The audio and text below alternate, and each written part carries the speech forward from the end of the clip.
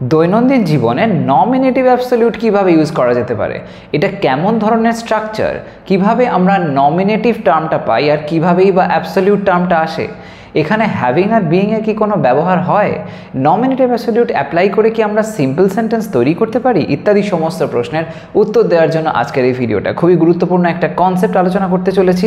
এটার মাধ্যমে তোমরা ইংলিশের উপরে একটা দখল তৈরি করতে পারবে এবং তোমরা যে লাইন বানাতে গিয়ে অনেক সময় ভয় পাও সেই ভয়টাকেও কাটাতে অবশ্যই পারবে। তো সেই জন্য দেখে নাও কিভাবে নমিনেটিভ অ্যাবসলিউট অ্যাপ্লাই করে আমরা দৈনন্দিন জীবনের লাইন বানাতে পারি এবং ঠিক জিনিসটা কি। অনেক সময় আমরা বিভিন্ন রকম এক্সামে নমিনেটিভ অ্যাবসলিউটের কোয়েশ্চেন পেয়ে থাকি, এটা নিয়ে ডাউটের কোনো দরকারই নেই। আমি এর আগেও বিভিন্ন ভিডিও করেছি যেখানে এই বিষয়টা নিয়ে আলোচনা করেছি, সেই লিস্টটাও আমি কমেন্ট সেকশানে দিয়ে রেখেছি, অবশ্যই চেক করে নিও। এটার মাধ্যমেও তোমরা কিন্তু সম্পূর্ণ একটা আইডিয়ার উপরে পেয়ে যাবে। তো যাই হোক, নমিনেটিভ অ্যাবসলিউটের মধ্যে দুটো টার্ম আছে। কি কি? একটা অবশ্যই নমিনেটিভ কথাটা, আরেকটা হলো অ্যাবসলিউট।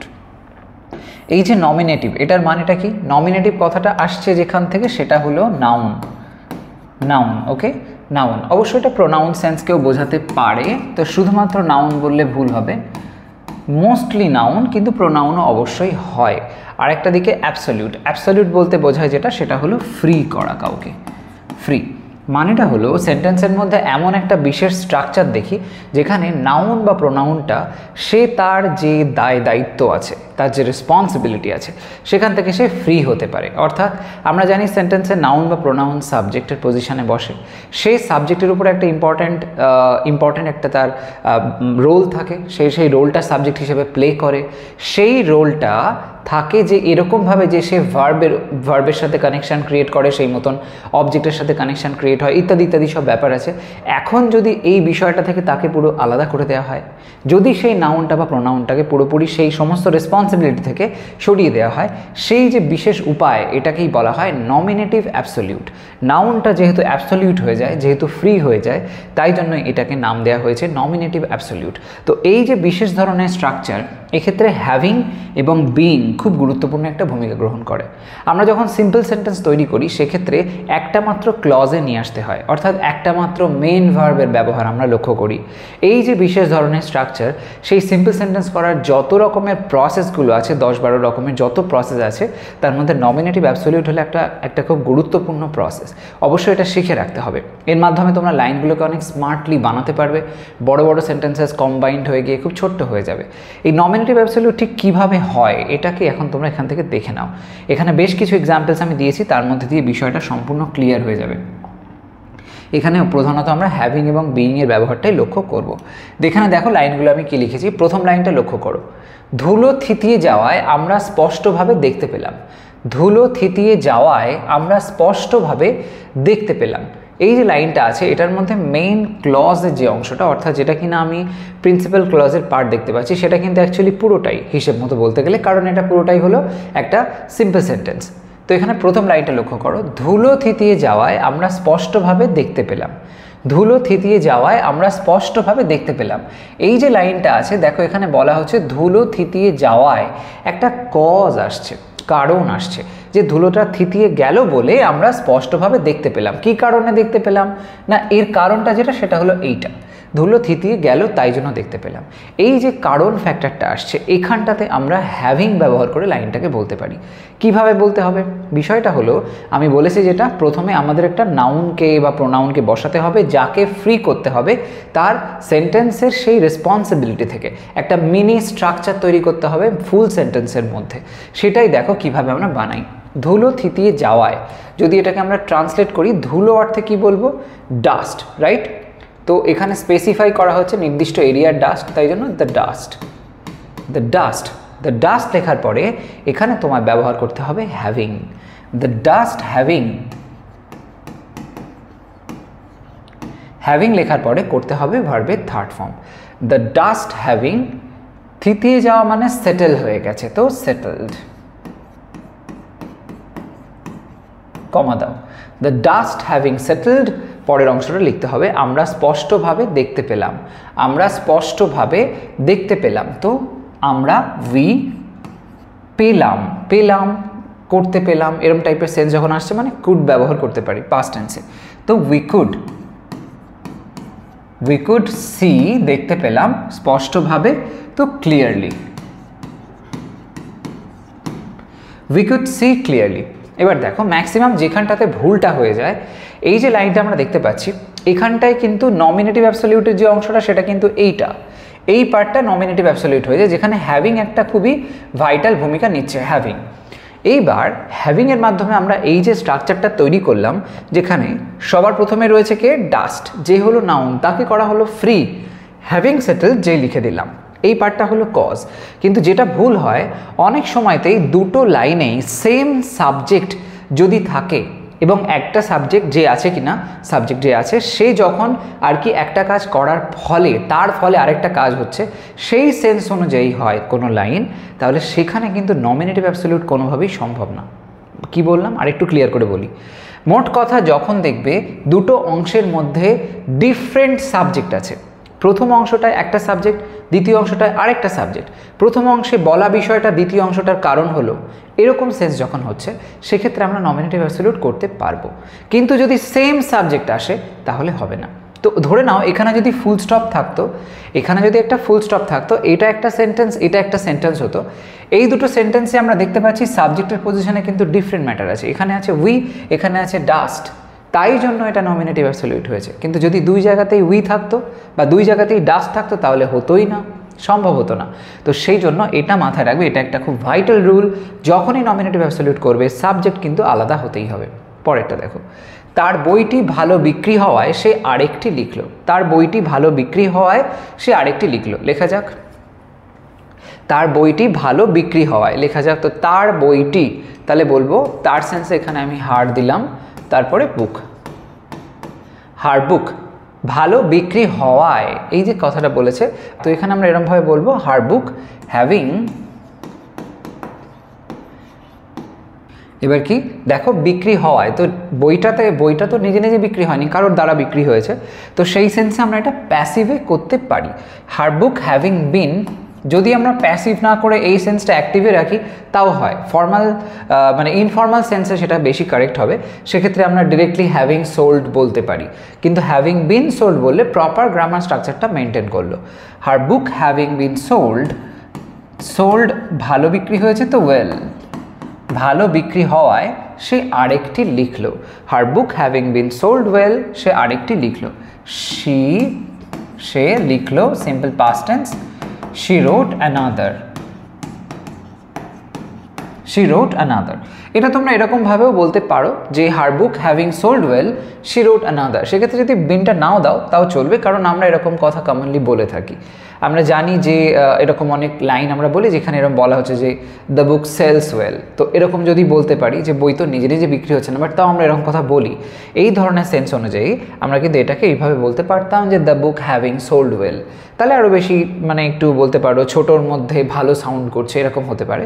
কিন্তু আমি প্রপার গ্রামার স্ট্রাকচারটা মেনটেন করে এখানে লিখলাম, তোমরা সেটাও ইউজ করতে পারো, এটাও ইউজ করতে পারো। নেক্সট লাইনটা দেখো, তার কণ্ঠস্বর মিলিয়ে যাওয়ায় ঘর নীরব হয়ে গেল। তার কণ্ঠস্বর মিলিয়ে যাওয়ায় ঘর নীরব হয়ে গেল। তো এক্ষেত্রে লাইনটা এরকমভাবে বলতে পারি, তার কণ্ঠস্বর মিলিয়ে যাওয়ায়, তো হিজ ভয়েস মিলিয়ে যাওয়ায় হ্যাভিং, তারপরে V3 করে দাও, হ্যাভিং মিলিয়ে গেল মানে ফেড হয়ে গেল, তো ফেডের থার্ড ফর্ম করে দাও, ফেডেড, হ্যাভিং ফেডেড।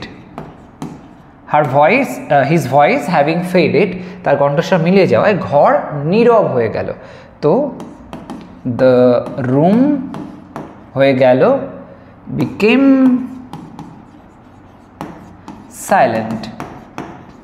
তো এখানে এবার যেটা দেখা যাচ্ছে যে হিজ ভয়েস হ্যাভিং ফেডেড, এই পার্টটা হয়েছে নমিনেটিভ অ্যাবসলিউট, আর এই অংশটা যেটা, এটা কিন্তু পুরোপুরি একটা সেপারেট একটা পার্ট, যেটা কিন্তু কোনোভাবেই এর সাথে সরাসরি লিঙ্কড নয়, কিন্তু এটার কারণে এই বিষয়টা হয়েছে, এটা আমরা ক্লিয়ারলি বুঝতে পারছি। তো এখানেও দেখো যে দুটো মানে আমরা যদি এরকমভাবে দেখি যে সাবজেক্ট হিসাবে ব্যবহার যদি করা যেতে পারতো তাহলে কোনটা হতে পারে, এখানে কিন্তু এই অংশটার মধ্যে সাবজেক্ট দ্য রুম, আর এটা যদি একটা ফুল সেন্টেন্স হতো তাহলে এখানে হতো হিজ ভয়েস, এইটা হতো, ফলে দুটোতেই কিন্তু ডিফারেন্ট ম্যাটার আসছে, তাই জন্য এটা নমিনেটিভ অ্যাবসলিউট করা গেছে। এইভাবে তোমরা সিম্পল সেন্টেন্সে নমিনেটিভ অ্যাবসলিউট অ্যাপ্লাই করতে পারো। পরেরটা দেখো, তার কাজ শেষ হওয়ায় সে বাড়ি চলে গেল। সে বাড়ি কেন গেল? তার কাজ শেষ হয়ে গেল তাই, তাহলে এটা হলো কজ ফ্যাক্টর। এইখানটাতে আমরা হ্যাভিং অ্যাপ্লাই করব, তো লেখা যাক তার কাজ শেষ হওয়ায়, তো তার কাজ এরকম বলতে পারি যে হিজ কাজ সেন্সে হিজ ওয়ার্ক বলতে পারি, হিজ শিফটও বলতে পারি, his shift, his shift having শেষ হলো, তো শেষ হওয়া সেন্সে হ্যাভিং এন্ডেড বলতে পারি। হিজ শিফট হ্যাভিং এন্ডেড, সে বাড়ি চলে গেল, সে বাড়ি চলে গেল, তো হি ওয়েন্ট হোম। এখানে আছে হিজ শিফট আর এদিকে আছে হি, আর এই পার্টটা হয়েছে nominative absolute. Okay, his shift having ended, his shift having ended, এই শিফট পার্টটা ফ্রি হয়ে গেল, ও কিন্তু কম্বাইন থাকলো না কিছুর সাথে। তো এরকম সেন্সে সেন্টেন্সের প্রপার যে সাবজেক্ট লাইক স্ট্রাকচারটা হওয়া উচিত ছিল সেটা কিন্তু আর হচ্ছে না, কোনো স্ট্রাকচারেই আমরা সেটা দেখতে পাচ্ছি না। সাবজেক্ট এখানে হচ্ছে হি, আগের লাইনে দ্য রুম, তার আগের লাইনে হচ্ছে শি, আর তার আগের লাইনে হচ্ছে উই। ওকে, পরেরটা দেখো, তার প্লেন ল্যান্ড হলে সে আমাদের ফোন করলো। সে আমাদের কেন ফোন করলো? তার প্লেনটা ল্যান্ড হয়ে গেল তাই জন্য সে ফোন করলো। তো এই সেন্সে তার প্লেন ল্যান্ড হলে লেখা যাক হার ফ্লাইট ল্যান্ড হলে, তো হ্যাভিং ল্যান্ড, তো ল্যান্ডের থার্ড ফর্ম করে দাও landed.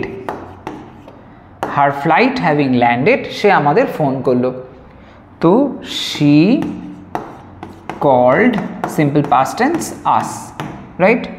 Her flight having landed, she called us.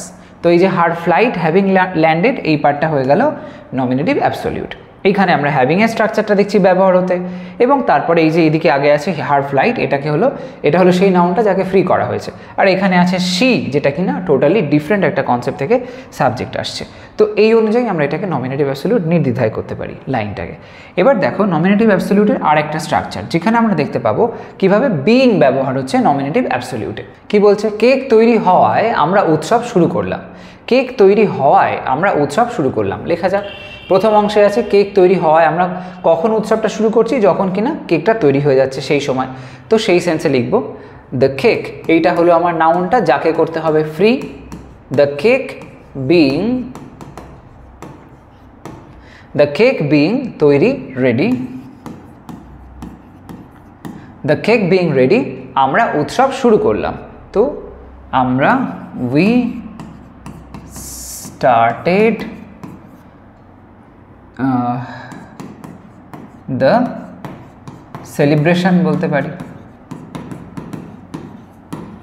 we started the celebration, the cake being ready, we started the celebration. okay, উৎসব করা শুরু করলাম। তো এখানে দ্য কেক বিং রেডি, এই পার্টটার মধ্যে দ্য কেক বিং রেডি এই যে অংশটা, এটা হয়েছে নমিনেটিভ অ্যাবসলিউট। এখানে আছে দ্য কেক আর এই জায়গায় আছে উই, তো ডিফারেন্ট ম্যাটার আসলো, তাহলে নমিনেটিভ অ্যাবসলিউট করতেই পারি। আর এই পার্টটাকে কিন্তু সামহাও বলতে পারো এই ঘটনাটার থেকে ওই ঘটনাটা কিন্তু হচ্ছে, তো এটা একটা কজ ফ্যাক্টর হিসেবে চলে আসছে, এটা হওয়ার পরে ওটা হচ্ছে, এরকম একটা ব্যাপার।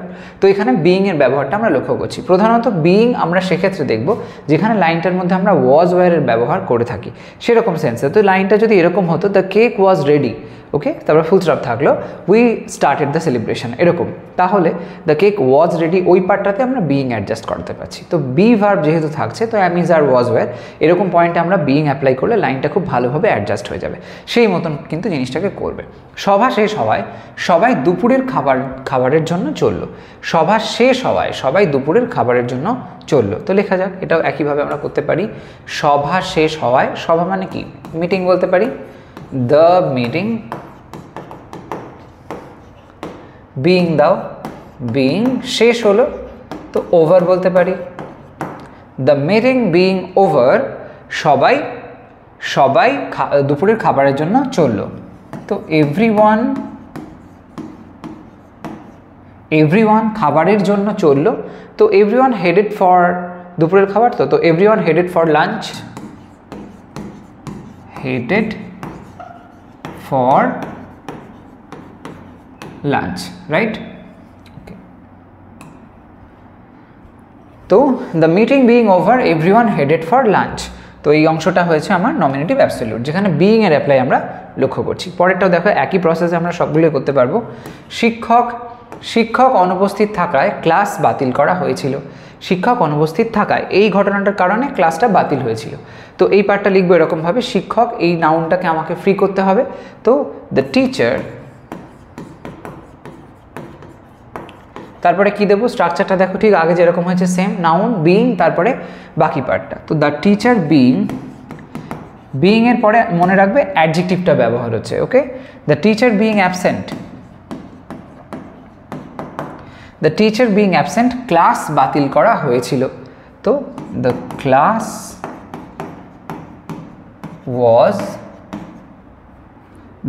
ওয়াজ ক্যান্সেলড, হলো দ্য ক্লাস ওয়াজ ক্যান্সেলড। তাহলে এখানে দেখতে পেলাম যে দ্য টিচার বিইং অ্যাবসেন্ট এই অংশটা হয়েছে নমিনেটিভ অ্যাবসলিউট পার্টটা, ওকে। পরেরটা দেখো, লিফট খারাপ হওয়ায় আমরা উপরে যেতে পারিনি, লিফট খারাপ হওয়ায় আমরা উপরে যেতে পারিনি। তো লিফট খারাপ হওয়ায় এই অংশটাতে আমরা নমিনেটিভ অ্যাবসলিউট করতে পারি। লেখা যাক দ্য লিফট, যেহেতু আমরা খারাপ মানে আমরা কেন উপরে যেতে পারিনি, কারণ লিফটটা খারাপ, তাহলে এটা একটা কজ ফ্যাক্টর হচ্ছে, এই অংশটাতে আমরা কিন্তু নমিনেটিভ অ্যাবসলিউট করছি। তো দ্য লিফট লেখার পরে লিখবো বিইং, যেমন স্ট্রাকচারটা আগে দেখেছো সেই একইভাবে। দ্য লিফট বিইং খারাপ মানে হলো আউট অফ অর্ডার, এরকম বলতে পারি। তো the lift being out of order, comma আমরা উপরে যেতে পারিনি, আমরা উপরে যেতে পারিনি। তো কি করব, উই couldn't, we couldn't উপরে go up, we couldn't go up, হলো the lift being out of order, we couldn't go up। পরেরটা দেখো, কোনো বাস না থাকায় তারা হাঁটবে সিদ্ধান্ত নিল, কোনো বাস না থাকায় তারা হাঁটবে সিদ্ধান্ত নিল। তো এই অংশটা এখানে আমায় করতে হবে নমিনেটিভ অ্যাবসলিউট। তো কোনো বাস না থাকায় কি বলতে পারি, এরকমভাবে বলতে পারি যে নো বাস বিইং অ্যাভেলেবল, রাইট, এরকম বলা যায়, কোনো বাস অ্যাভেলেবল নেই। তো নো বাস বিইং অ্যাভেলেবল, কমা দাও, নো বাস বিইং অ্যাভেলেবল, কোনো বাস অ্যাভেলেবল না থাকাতে তারা হাঁটবে সিদ্ধান্ত নিল, তারা হাঁটবে সিদ্ধান্ত নিল। তো তারা, দে, সিদ্ধান্ত নিল মানে ডিসাইড করলো, they decided to walk, right, they decided to walk, হয়ে গেল। তাহলে এই যে নো বাস বিইং অ্যাভেলেবল এই পার্টটা হলো নমিনেটিভ অ্যাবসলিউট। এই অংশটা একেবারে ফ্রি হয়ে গেল, বাস শব্দটা যেটা একটা নাউন একে ফ্রি করা হয়েছে বিইং শব্দটা জোড়ার মাধ্যমে। তো যখন তোমরা বিইং অ্যাপ্লাই করবে তখন এরকম ধরনের স্ট্রাকচার করবে, যখন হ্যাভিং অ্যাপ্লাই করবে তখন যেরকম আগে দেখালাম ওরকম ধরনের স্ট্রাকচার করবে। খেয়াল রাখবে দুটোতেই যেন ডিফারেন্ট ম্যাটার সাবজেক্টের পজিশনে থাকে বা একই ব্যক্তি যেন পরপর দুটো কাজ না করে, তাহলে কিন্তু নমিনেটিভ অ্যাবসলিউট হবে না, যেটা আমি প্রথমেই বলেছিলাম। তো এরকম ধরনের লাইন্স তোমরাও বানাও, কোথাও কোনো কনফিউশন হলে আমাকে অবশ্যই কমেন্ট সেকশনে জানিও। আজকের ভিডিওটা এই পর্যন্তই থাকছে, যদি মনে হয় ইনফরমেটিভ ছিল তাহলে একটা লাইক করতে ভুলো না, শেয়ার করো সমস্ত ফ্রেন্ডসের সাথে, আর এই চ্যানেলটা এখনও সাবস্ক্রাইব না করে থাকলে ডেফিনেটলি করে নিও, কারণ এমন ধরনের ইনফরমেটিভ ভিডিওস তোমরা আমার চ্যানেল থেকে পেতেই থাকবে।